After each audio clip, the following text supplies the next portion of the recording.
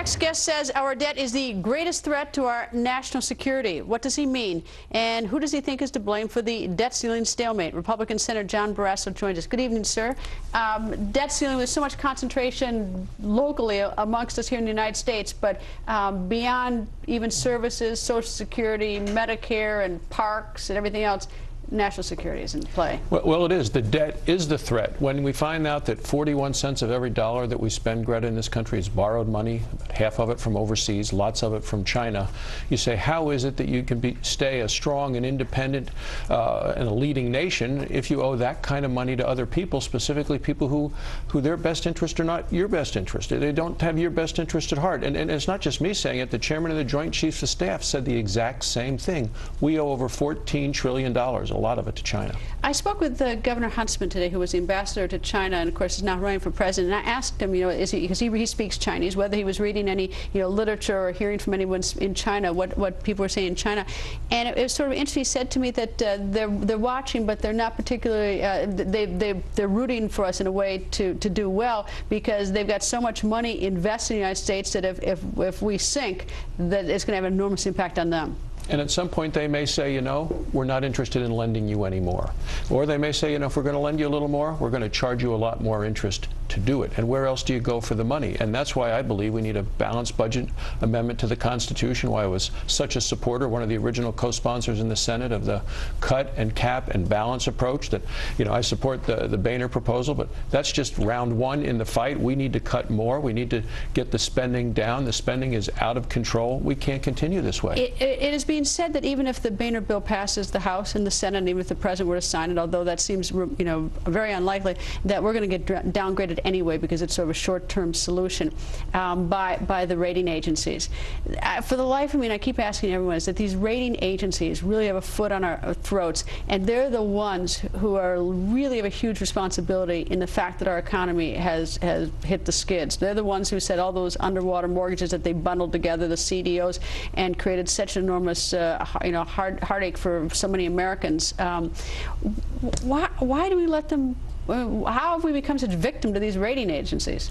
Well, they can say whatever they want. We are our own worst enemy when it comes to spending. We have a health care law that I think is going to raise the cost extensively. We have a so-called stimulus package, which I think has been a failure, another $1 trillion there. So I think that this administration has wasted an incredible amount of money. You raised an interesting point about the stimulus package. I think that if the stimulus package of February 2009 was a roaring success, and the economy was just sizzling, was just doing a great job, I don't think we'd be having this fight, because I don't think people would be so worried about money. I think we would think that we could pay our bill and also basically prosper out of this. Well, and the unemployment rate would be a lot lower. Wouldn't be the 9.2% we have now. We'd have more people working, more revenue coming in. The economy would be moving along. But this president has made it worse. Unemployment is up. Energy prices are up. Look across the board.